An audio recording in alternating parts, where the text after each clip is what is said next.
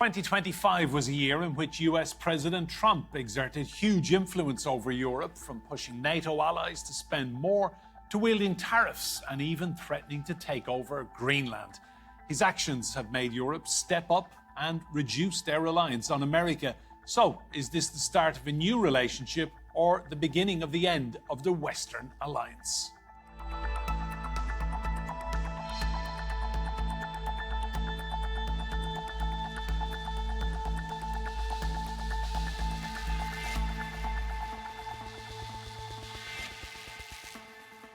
Earlier this year, a shocking exchange between US President Trump and President Zelenskyy in the Oval Office left the world stunned and triggered a pause in US aid to Ukraine.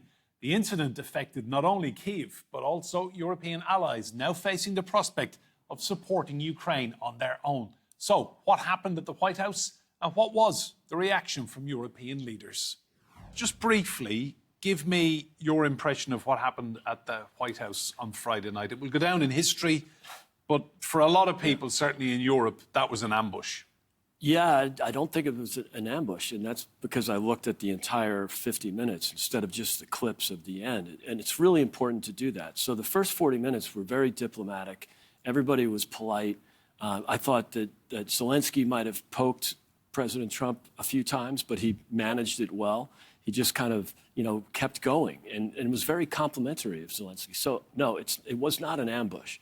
And in fact, before the meeting, there was a breakfast at the Hay Adams Hotel right across the street from the White House with prominent Democrats. And Chris Murphy, senator from Connecticut, even put out a tweet that's almost bragging that they had convinced or encouraged President Zelenskyy to not accept the terms of the deal that had been agreed upon. It was supposed to be a signing ceremony. So no, ambush out of the question. And tell me, Vice President Vance, his role in everything we saw as well, he was very aggressive. Well, yeah, but only at the end when he came in a way to defend President Trump, when Zelenskyy was pushing way too hard. It was maybe well suited for a behind-the-scenes private meeting if there's a negotiation going on, but this was publicly negotiated in that forum, and I think that was a mistake. So no, I think J.D. Vance was just defending the president, and when things got testy, only at the end. And Russell, the fallout from this has been seismic. What do we do now in Europe? Ukraine having no American support as of now. Well, the first thing to bear in mind is that the Trump presidency is exceptionally unpredictable. It's frankly chaotic. So we've seen so many different noises coming out of the White House before and since the election. Trump said on Monday night that he's going to be cutting off support to Ukraine. I would not be in the slightest bit surprised that by the time this goes out, or even by the time I check my phone after this recording, that Trump has decided to reverse that. In terms of cutting off American aid to Ukraine, it could be temporary, it could be long-term. Either way, Europe has got to get its house in order. Now, this is not new. American presidents have been saying this since even before the end of the Cold War. And the Europeans, including the British, didn't want to listen. Now it's very, very clear that the Pax Americana is coming to an end, because whoever comes along after Trump is going to have a very difficult job in rebuilding America's reputation as an ally around the world. So this is a huge wake-up call to the European powers that we need to stand on our own, we need to stand with our Ukrainian allies, and we need to stand together for the next crisis that emerges somewhere in the world. Nabila, in a strange way, has President Trump done Europe a favour here, forcing everyone to get their act together? Well, first of all, it has to be said that I found the Trump-Zelenskyy exchange quite a mad one and a chaotic exchange. And sadly, it says so much about the world we live in. In my view, the old liberal consensus based on the grown-ups being in charge has completely disappeared. And instead, international politics is characterized by populist shouting, sloganeering, and indeed bullying. And Trump tried to portray himself as a deal-making businessman, but ultimately he's a TV showman and someone who loves to show off a mass audience. Let's be honest, he's committed a democratic coup, and he now wants to impose his will on everything, including incredibly complicated foreign policy situations. And yes, I think the impact on Europe is quite substantial. in the sense that most European leaders are now a lot more hawkish. And for example, the British Prime Minister, Keir Starmer, keeps making out that the Ukraine crisis has offered, as he put it, a once-in-a-generation chance for Europe to sort out its own security. But to me, this kind of language really is terrifying because it has a messianic feel to it, just as Iraq provided a messianic moment for Tony Blair to drag Britain even further into the cataclysmic war on terror. And Starmer has apparently turned into the ultimate hawk, saying to Zelensky, now we are all with you, with Ukraine, for as long as it takes, while also apparently being relaxed with all the anti-Zelensky rhetoric coming out of Trump and indeed Vance. So it's a very chaotic and muddled situation, and one that becomes more worrying by the day. And Macron, President Macron of France himself, he very much sees himself as a leader of Europe, if not the leader of Europe. He knows he has a much bigger international profile than the Germans since Angela Merkel stepped down. And now he's using this to try and formulate European security policy. Shortly after taking office, Donald Trump set his sights on Greenland, declaring he wanted to acquire it, refusing to rule out taking it by military force. At the end of March, US Vice President J.D. Vance visited the Danish island with a scale-back itinerary, and it was marked by protests. Vance criticised Denmark for not doing enough to protect the semi-autonomous territory. So, how did Greenland and Denmark react, and what was the true significance of this visit? Tell me how you're feeling at the moment, the emotions you feel when you see a country like the United States saying it wants your country, Greenland. Oh, I can assure you it's been a roller coaster of feelings. I used to be a really tough dog, but these days I am crying all the time. It's just almost too much to take in. So you're struggling. You're struggling with this. Well, I think most of us are. At first, we thought it was some kind of joke, and we didn't really think that our closest allies would say things like that. But now it appears that he really means it. And then I think it's a combination of being really scared and also scared for the world, scared for the Danish realm, for the Greenlanders, and for the election that has just been over, because there's been a lot of communication also with the United States, at least from Washington to Greenland. So, Dwayne, just spell out to us, why do the Americans want Greenland in the first place? Well, Greenland represents to the United States both a great strategic opportunity, but an equally significant vulnerability. It sits on the shortest air and sea routes between North America, Europe, and Asia. Greenland also has abundant resource wealth, particularly rare earth deposits, that mean enormously to an America that's so dependent on China for 70% of its rare earth supply. That goes into everything from high-tech from laptops and to wind turbines and aerospace and security. So Greenland sits as one of the world's largest rare earth deposits, and this makes it very meaningful. But also from a defense and security perspective, the shortest and the quickest route for a missile attack on North America, on the North American homeland, is from the Arctic. So America's interests, security interests and concerns in the region are entirely legitimate. What is not legitimate is the desire for ownership and control. You do not need ownership and control to further the very understandable interests America has. What you do need is a strong bilateral relationship with Greenland, and that is what Trump and Vance have sort of undermined so badly. Miriam, to you, I mean, what Trump and Vance are saying here about Greenland, it's no different to what Vladimir Putin has been saying about Crimea and various different regions of Ukraine. I want that.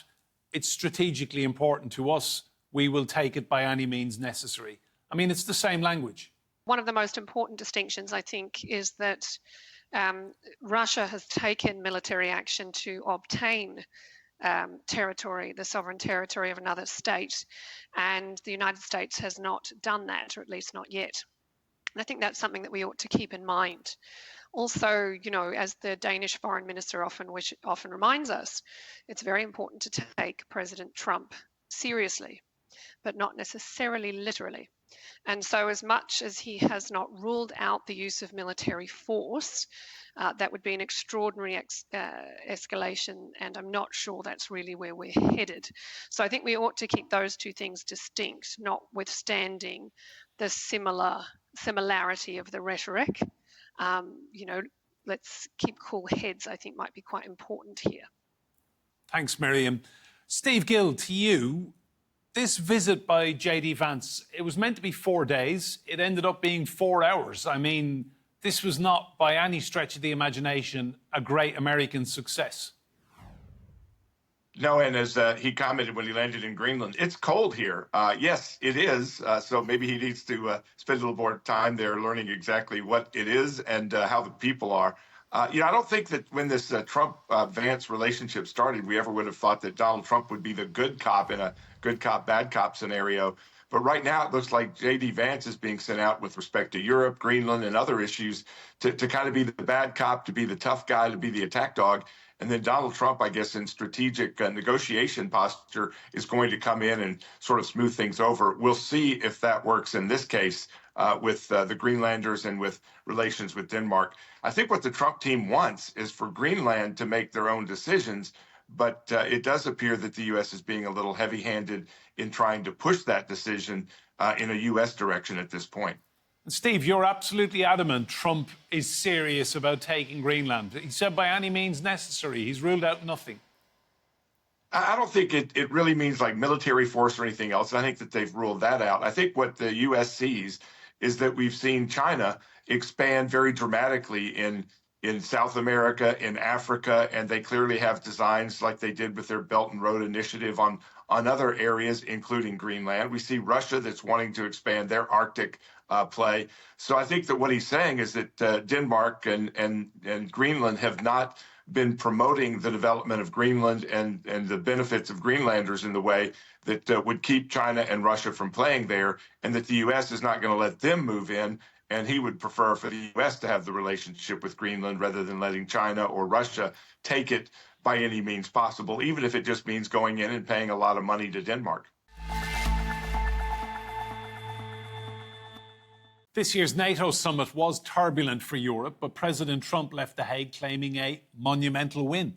After intense US pressure, NATO members agreed to an historic pledge, raising defence and security spending to 5% of GDP by 2035. That was a massive jump from the long-standing 2% target. But can NATO states really afford such a long-term commitment? This was a NATO summit, but they might as well have called it the Trump summit for all intents and purposes. Hi, yes, indeed, it was very much a Trump summit. Although I think from a Dutch perspective, it was a bit more than that. It's quite an incredible organization that has been going on for the past weeks and months, and a lot of Dutch people witnessed that. So it was something that also blocked the roads and made traffic and work quite hard. And at the same time, there was a lot of pride in the media about how the Dutch organized it. And it is a special summit because it's, I think, the first NATO summit ever in the Netherlands, although we are one of the founding countries of the NATO. And of course, the Secretary General, Mark Rutte, is our former Prime Minister. He has been for 14 years. So he's very well known. And if anyone can convince Trump to come and to put a signature under a document, it's Mark Rutte, we've realized. So there's a lot of, I would say, mixed feelings about this summit. But yes, of course, everybody also was talking about Donald Trump. Would he come? When would he come? Where would he go? And I think in that respect, it was an exciting summit in which the Dutch royal family played an important role. Thanks, Geerten. Let's bring in Gunilla. Gunilla, have you ever seen a US president so feared and so fated at a NATO summit as Donald Trump was last week? It's true. I mean, I can't stop thinking about this message, the private message that Rutte sent to Donald Trump privately, but then it became official when Trump put it on his social media. And it was clear that he was just throwing all these compliments on Trump just to be able, I think, to get two things back. One was that the US will continue to support NATO, it will not leave NATO, and there will be a commitment to Article 5. And I think that was what the EU countries or other countries in NATO were really worried about, because on the plane to the NATO meeting, Trump was not completely clear when he spoke to reporters. Well, you can interpret Article 5 in different ways, he said. And that really raised a nervousness among other NATO members. And then, things calmed down at the end of this meeting because of the statement where Trump said, I'm staying with you, and Article 5, I'm committed. And Gunilla, we even heard Mark Rutte refer to President Trump as daddy. I mean, this kind of language, this obsequiousness, we've never seen this before. No, that's really it is true, actually. He was saying that it's like two little kids playing and fighting on the playground. I think then Rutte said, the NATO Secretary General said that, so then daddy came and cleared things up. Just saying that is a little bit, you feel like the other NATO members are on their knees in front of this daddy Trump. It doesn't look very... it doesn't look very impressive, actually. But maybe, it's some people are saying this is a political strategy, a tactic that was used by Rutte, who knows Trump well, that he made this calculation. If I have this strategy and really flower and flourish all these compliments on Trump, we will get what we want. So perhaps it was a good strategy, but it looked a little bit weak and not so strong from the other members, so to say. Stuart, a lot of people won't like hearing it, but President Trump has played a blinder with NATO. He has everyone dancing to his tune. Yes, well, I think that's certainly one way of looking at it, and the way that it will be portrayed in the popular media. For me, it was a win-win. European leaders got America to commit to NATO, and as has been said previously, there were real questions about whether Trump would pull the USA out of NATO, and Trump got what he wanted, which was a commitment to 5% of GDP to be spent by 2035. Whether all the European nations will be able to manage that is another thing altogether, but at least he's got the commitment, so it's a win-win as far as I can see. So he comes out of it very, very happy indeed that he's got this commitment, Stuart. Oh, I think so, absolutely. And it's good for Europe that the USA is not abandoning NATO, and not that I really ever thought that it would, but also for Trump's domestic audience. It's very good because it looks like a victory for him, and that's how he will portray it, and maybe rightly so. But I think overall it's been a good summit. A little bit of obsequiousness on the part of other leaders is sometimes required to get to the finish line, but in this case I think that's worked. Pablo, to you, one country Donald Trump is not happy with is your native Spain. So you're currently spending, 2% of GDP on defence? And your Prime Minister has made it clear that you're not going to get anywhere near 5% in a decade. No, and I think it's several things. Part of political calculation, for the domestic audience as well. Obviously, it's a very problematic time for Pedro Sanchez in Spain with corruption scandals and many other different things that are going on there. So I think it plays to his advantage to stand up to Trump, right? Trump is not very popular in Spain at this moment in time, or any moment in time, to be fair. So I think it plays well to his domestic audience, trying to distract a little bit from what's going on in Spain.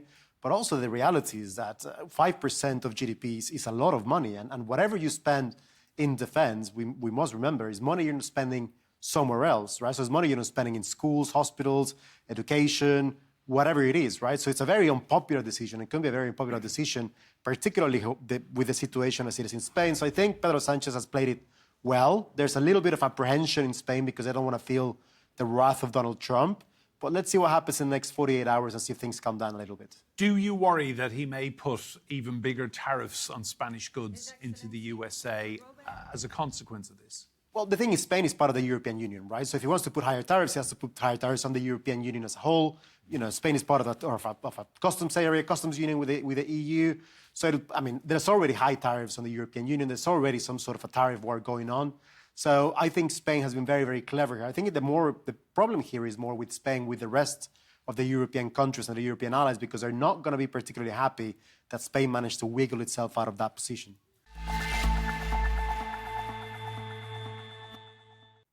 Donald Trump's sweeping tariffs on what he called Liberation Day shocked the world and put global markets on edge.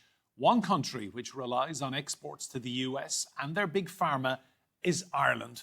We went to Cork to find out what impact the tariff threats could have and how the country is preparing to stay one step ahead.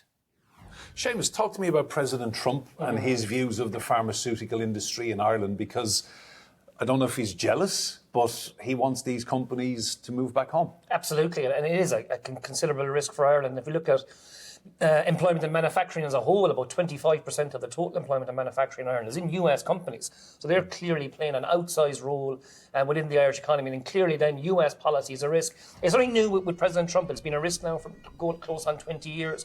When Barack Obama was elected president back in 2008, he first proposed a Patriot Act, which sounds like something Donald Trump would do, but it sort of had similar inclinations of getting US companies to invest in the US. Now, maybe not to the same extent that Donald Trump was pushing, but it was there. President Biden had similar with the Make America First, and now Donald Trump in his second presidency is clearly pushing it. And one issue is that, yes, these companies have very large manufacturing facilities in countries like Ireland, but they also have a global presence, and they have supply chains that spread from country to country. Now, with some of the high-tech drugs that have been developed in recent years, particularly when it comes to weight loss drugs, actually in Ireland, some of those companies with the patents have been able to get the manufacturing up and running first. And there's been a huge surge in exports from Ireland back to the US. And this has sort of pricked the ears of Donald Trump. Like, why are we sending 70 or 80 billion euro to Ireland to buy products from US companies? Now, traditionally, when those companies came to Ireland first, as we said back in the 60s and 70s, they came to Ireland to service international markets. Ireland was a beachhead to Europe and Asia and other markets around the world. And the US was largely a domestic sector that their manufacturing there has handled. But in recent years, because of the stepping up that Ireland has done, the high-tech drugs are now manufactured here, we see more Ireland being sort of a global centre for the active ingredients of these drugs, and lots of that going back to the US. And that has caught the attention of Donald Trump. Now, there has been various announcements from companies, but I think it's more expanding their manufacturing base rather than moving it. Like, these companies need a diversified manufacturing base. If, say, Cork is the only plant in the world where they make the active ingredient for their products, that's a high risk for them.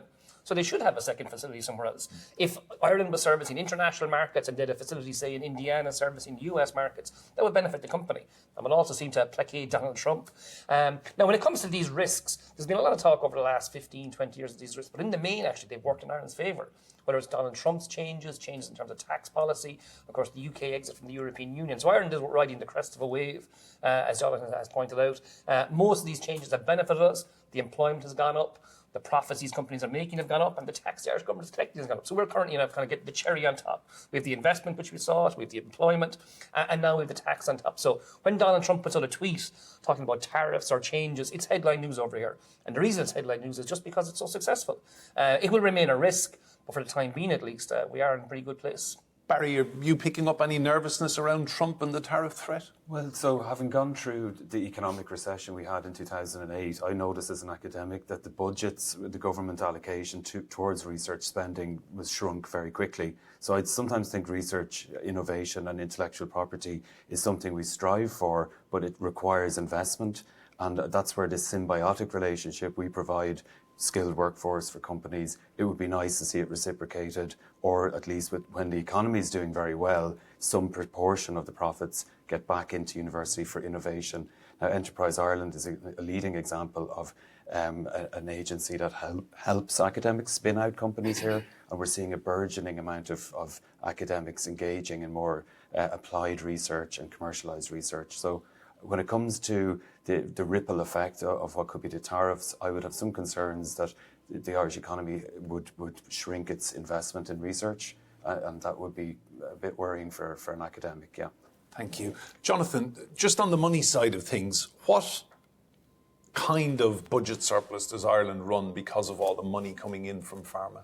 An unusual one is the short answer. And Seamus will have the numbers exactly, but what it means is that we have, and it almost is like the magic money tree is shaken every quarter, and a huge extra couple of billion fall down that we can choose to invest in the future or invest in now. Now, the Irish government, despite the advice of Seamus, has often decided to spend this money, which we know from what happened previously with the crash in 2007, 2008, is not a good thing, because we have looming problems. I mean, Ireland is not without its problems, Andrew. We've got a massive housing crisis right now. That is actually having an impact on those pharmaceutical companies, because what is happening there is they say, yes, we have these jobs, but we can't afford to get people to move here because they don't have houses to move into. So, and the government is under criticism to start building houses. It's happening. It's just not happening quickly enough. So there are external threats like Donald Trump, but internal threats as well that could run the risk of the Irish economy either overheating